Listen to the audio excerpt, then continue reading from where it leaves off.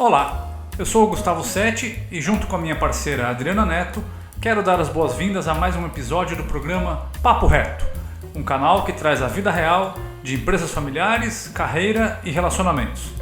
No episódio de hoje, falaremos sobre um mito muito comum em famílias empresárias. Meu pai diz que fez tudo para mim. Sou obrigado a aceitar o presente? Como lidar com essa pressão? Como receber um presente que você não escolheu, que impacta a sua vida e ainda assim tem que demonstrar gratidão? O fundador fez mesmo a empresa para os filhos? Vamos ao episódio e prepare-se, pois aqui o papo é reto.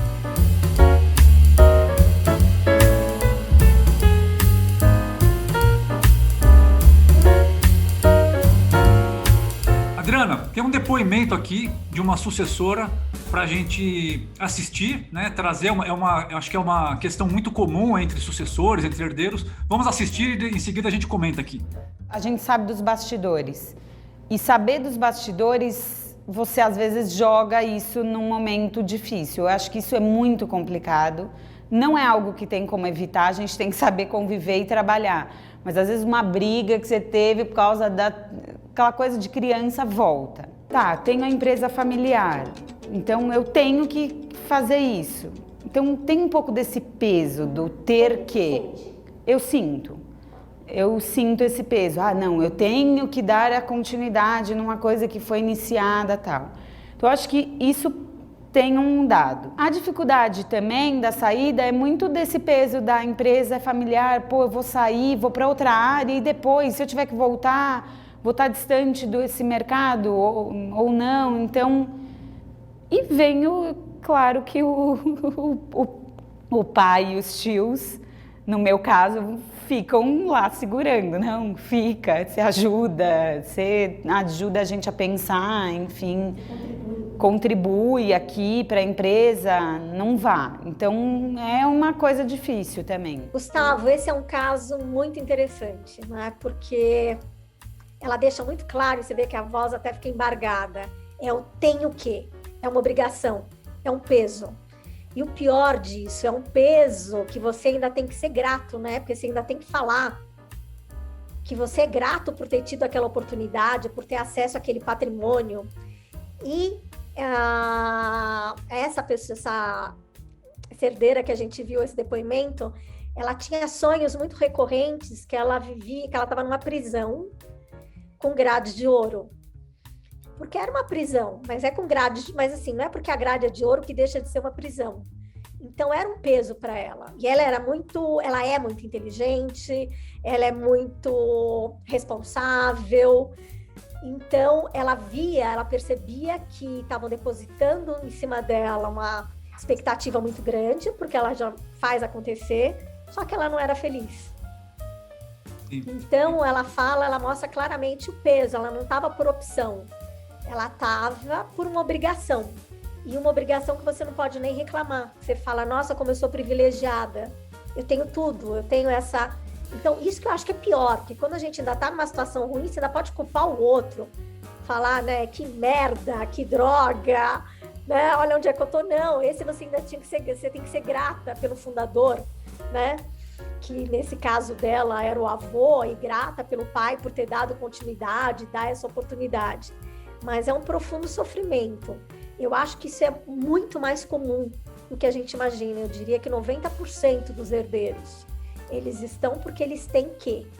E tem muito medo até de falar disso e falar do peso. Medo até de falar disso para eles próprios, não é nem para o outro, mas para reconhecer. Tanto é, vamos contar o fim da história? Tanto é que ela saiu da empresa, que era uma empresa de construção civil, né? Uma incorporadora, e hoje ela trabalha com Mindfulness Eating, ou seja... Como diz aquela apresentadora de TV, ela deu um giro de 360 graus, né? Mudou tudo. Isso, exatamente, né? Para ver, aquilo não tinha a ver com o propósito de vida dela, né? Então, eu não sei se é um privilégio você ser herdeiro. Eu acho que ser herdeiro mais atrapalha achar qual que é o teu caminho na vida e a tua felicidade do que o contrário. Eu já vi o termo em palestra, em livro, a maldição do herdeiro. E talvez esse vídeo seja uma faceta, né, dessa maldição. Quer dizer, eu construí isso para você, meu filho, mas vai ser tudo do meu jeito. Eu construí isso para você, mas faça o caminho que eu quero. O sonho é meu, eu fiz para você, então pega bem nessa questão da gratidão que você falou. Talvez, né, o caminho... Qual que é o caminho, né, para esse tipo de situação? Eu acho que o herdeiro tem que... Talvez...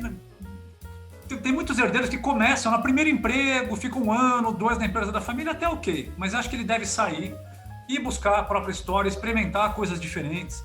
Vai fazer estágio, vai trabalhar em empresa grande, empresa pequena, vai estudar, vai fazer alguma coisa fora do país. Quer dizer, constrói uma história própria, depois volta e avalia, experimenta, né, se aquilo faz sentido. Porque como é que faz quando o herdeiro fica na redoma lá de proteção, não cria uma vida fora, e aí com 30, 35, 40 anos ele conclui o que essa herdeira concluiu, né? Fica mais difícil, não fica, quando ele não construiu algo antes? Vamos lá, você falou já de várias coisas aí. Primeiro, assim, falou assim, qual que é o primeiro passo? O primeiro passo é você entender que o fundador fez o que fez por ele, não por você. Uhum. Se tivesse sido por você, ele teria te perguntado. E você teria dado o aval. Isso aconteceu, não. Então, assim, o primeiro passo é entender. Ele pode falar o que ele pode falar o que ele quiser. E ele vai falar que fez pela família porque dá uma bela culpa. Porque ele foi muito egoísta, porque ele pensou só nele. Ele não vai falar, não, deixei a minha família de lado porque eu queria me provar como executivo, eu queria ter um patrimônio. Então, assim, primeira coisa, ele fez porque ele quis. A justificativa que ele dá tem a ver com a consciência dele, tem a ver com atender a expectativa da esposa dele. Se ele não te perguntou e você não autorizou e falou, papai, pelo amor de Deus, faça isso por mim, ele não fez para você. Ponto 1. Ponto 2, você falou a coisa de começar na empresa da família. O que eu diria é, para mim, nem começa na empresa da família. Para mim, vai ter uma vida própria, vai se conhecer, vai se experimentar, vai saber o que você gosta de fazer, vai saber se você gosta de morar em Nova York, ou se você gosta de morar no Tibete, no Nepal, ou se você gosta de Washington, se você gosta do Brasil, ou sei lá o quê. Autoconhecimento. E você pode falar, nossa, Adriana, mas eu vou estar dando as costas para tudo que a minha família tem? Não. Quanto mais fortalecido você for, quanto mais você for um indivíduo íntegro, forte, capaz, feliz, realizado, melhor acionista você será. E melhor você poderá ajudar a sua família.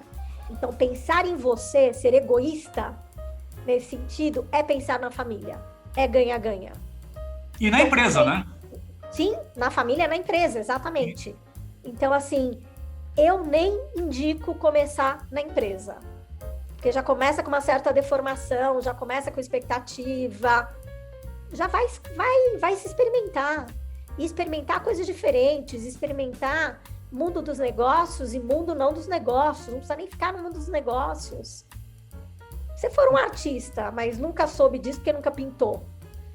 Então, não é nem vai em outra empresa menor, não. Vai outros mundos, outros universos. E muitos têm que fazer isso fora do país, porque é o único jeito de você ter espaço. Eu tenho um coach, graças a Deus, ele tinha uma alergia ao pai. Física, alergia. Ele só se curava quando ele estava no Japão. É verdade. Então, assim, que bom. É bom que é perto, né? Logo ali. Eu acho que muitas vezes você só tem espaço para saber quem é você quando você está distante mesmo, num outro país, com outro idioma, no anonimato. Distância física, distância geográfica, muitas vezes é importante. Agora, vamos pensar nisso que você falou sob a ótica do fundador. Fundador que não necessariamente é o fundador, é o dono, né? O patriarca, ou quem comanda a família, né? Ele faz isso de maneira consciente, inconsciente, porque uma interpretação que eu tenho, em alguns casos, é que o fundador ele quer ser lembrado como alguém perfeito, infalível. Então ele pensa o seguinte, veja se a minha visão faz sentido. Bom, eu vou deixar aqui, então, se der tudo certo, eu vou ser lembrado como alguém que deixou tudo certo. Se der tudo errado, eu vou ser lembrado como, olha, na minha época, na época dele, tudo dava certo e tal. Como é que você vê a visão do fundador nessa questão de digamos, querer domesticar a vontade dos herdeiros? Como autoritário, como vício. Ele é mandão, ele é autoritário. Ele construiu o que ele construiu mandando em todo mundo. O filho é só mais um empregado. Entendi.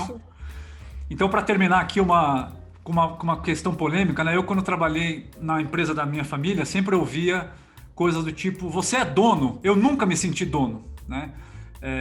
Eu acho que eu ouvi de um cliente uma explicação muito boa. Ele falou para os filhos assim, vocês não são donos, vocês têm uma expectativa de herdar um patrimônio ou não, né? Então, sim, é um mito isso de que herdeiro é dono? Eu não acho que herdeiro seja dono.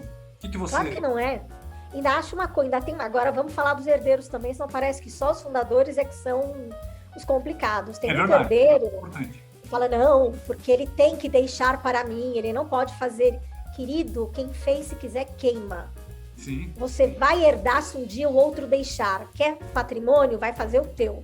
Porque tem muito herdeiro que fica em cima do fundador, zelando por aquilo que o outro vai deixar. Então, assim, não, ele fez, se quiser, ele queima, ele doa, ele torra. Quer fazer? Vai fazer o seu.